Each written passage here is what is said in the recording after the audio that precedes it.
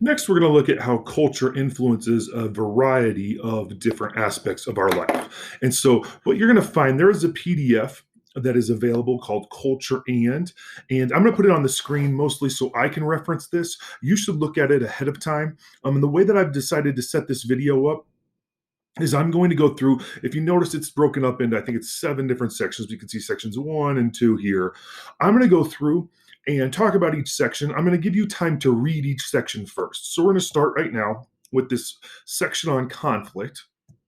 I want you to, after I get finished here right now, read this section on conflict while you pause the video. Then we're going to talk about and help you pick out the key aspects of information about this that you'll want to make sure that you're comfortable with and discuss any of the key terminology. And you can go ahead and make note cards or make your key term slides or Quizlets or whatever you're doing for terminology. Make that as we discuss. So go ahead right now, read section number 1 on conflict and pause. And then when you're done, we'll get started. All right, so picking out conflict. The key idea about conflict is that anytime two cultural groups come into conflict, the group that prevails in that conflict will often leave their cultural impact in a stronger way. And so if you think today, it talked about the interactions between the natives and the Spanish when they first came into contact with one another. And the fact that so much of North America today, people either speak English or Spanish, that shows that the dominant European culture that was able to come in and overpower the Native American culture left a greater and a more longer lasting cultural impact. Okay, next section we're going to go to is economics. So again, go ahead and read economics and pause. All right, so for economics, the key thing that you should pick out here is the importance of wealth with popular culture. One of the key things that people need to have to participate in popular culture is a certain amount of money and wealth. If you think about today how much of our popular culture is accessed through the internet, then you can imagine that someone that doesn't have access to consistent internet, doesn't have consistent internet access or does not have a good device that can consistently download like video content would not be eligible to see all of the new popular culture that is currently available in society. And so that level of wealth is an important aspect of something that goes with popular culture. Next, we're going to go on to the third concept, which is power. So go ahead and read section 3, and you might want to take out wherever you have your note cards for relocation diffusion and hierarchical diffusion, and we'll review those two terms. All right, talking about power, this brings up that example of relocation diffusion, that as the Romans relocated and expanded their empire, they brought their language, brought their religion, brought their other cultural trends with them. And so we see powerful groups influencing others, weaker groups through relocation diffusion. More recently, you think about the United States at one point in our history, we took over territory as we moved west as well and brought to places like Colorado a Western based, European based culture as we expanded there. But now the big influences come through hierarchical diffusion. And so big, powerful media corporations, a Disney Corporation, Hollywood movie producers, ESPN, which is actually a part of Disney for sports culture. All of that comes from just a few places and then filters through to the rest of the world. And so you see the influence of Hollywood and New York City and Los Angeles in providing the overall culture in the world today, even without people physically relocating because of the power of our current internet technology, but also through the power of hierarchical diffusion. All right, next we're going to go to the environment. Go ahead and read all the different bullets. There's 3 different bullets here on the environment, and then we'll talk about adaptive versus maladaptive, homogeneous versus heterogeneous culture, and then cultural landscape and sequent occupants. All right, for that first section for the environment, you just want to be able to pick out the difference between adaptive and maladaptive culture traits. And then the key thing to recognize is that folk culture is adaptive culture. Folk cultures adapt to the local environment. And so that's why folk cultures are going to be unique to whatever location you go to because they're going to match that environment. Popular culture is the same everywhere. And so popular culture is maladaptive. It might match some particular culture. It might, a cultural trend might match a culture in Los Angeles at a particular time of the year. It might match that environment perfectly.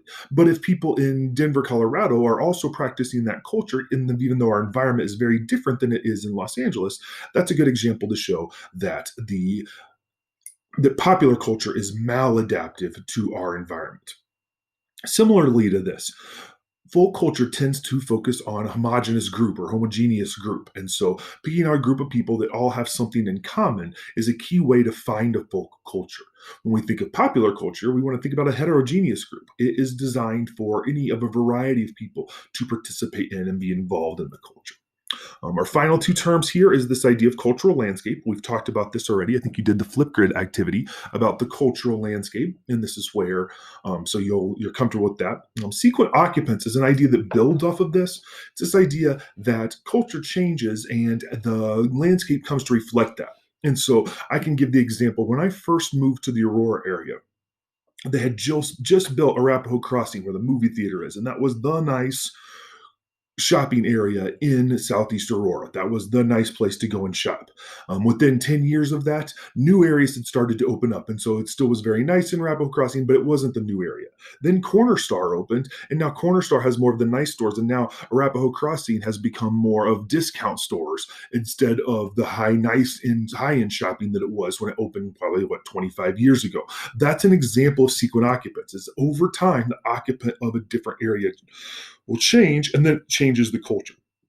The same thing happens every time we get a new group of students in our school. The occupants change, and then that changes the culture to reflect the new people that are at the school.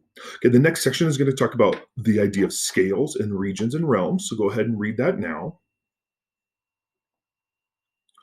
All right. So again, this idea we talked about this before with other data, but the data we look at, this data scale we look at, is going to determine a lot of the usefulness of any kind of data that we look at. And then you want to know that culture regions are smaller areas of the world where people share cultural trends in common, and then realms are larger areas in the world. And so we talk about like Anglo America, where most people in North America speak English, is Anglo America in the United States and Canada, and Latin America is the areas south of the United States where most people speak Spanish, and that's a cultural realm. Next, you want to go down and read about core, domain, and sphere. So go ahead and go down and read that section and pause. For core, domain, and sphere, I like this example of Mormons a lot. I think it really gives this idea away. The example I use, another example, could be that you could use CU as an example. And so if you go walk on CU's campus, if you're on the actual campus itself, you're in the core of that culture. And almost everyone you confront is going to have some connection in one way or another to CU. If you go to the city of Boulder, you're now in the domain. More than half the people in Boulder have some connection in one way or another. They either work for CU, they run a business that services CU, they're students themselves, they have friends and family that are students, but not everyone is. And then finally, the sphere would be the entire state of Colorado, where less than half of the people are directly related to CU, but much more than in the rest of the country. So we would be in the sphere for that particular culture that's associated with the university. The last two terms we're going to look at are globalization and then finally glocalization. So go ahead, one last chance. Go ahead and pause the video and read section 7, and then we will talk about glocalization and globalization. So let's look at globalization. When we look at globalization, this is when popular culture touches all the different parts of the world. And so, you think about huge corporations we often think of that have become globalized. So Disney and McDonald's, Apple, and Google and Android, all of these huge corporations are global corporations and they're part of a global culture.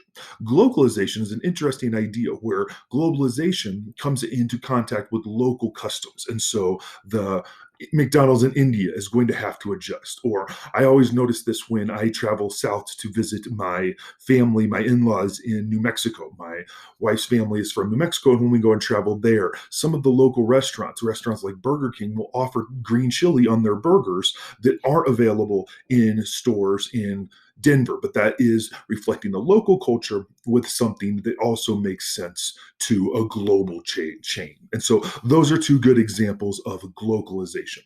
All right, hopefully this discussion will help you understand all of those different terms. And if you have questions about any of the terms, make sure you let me know. We'll see you in class soon.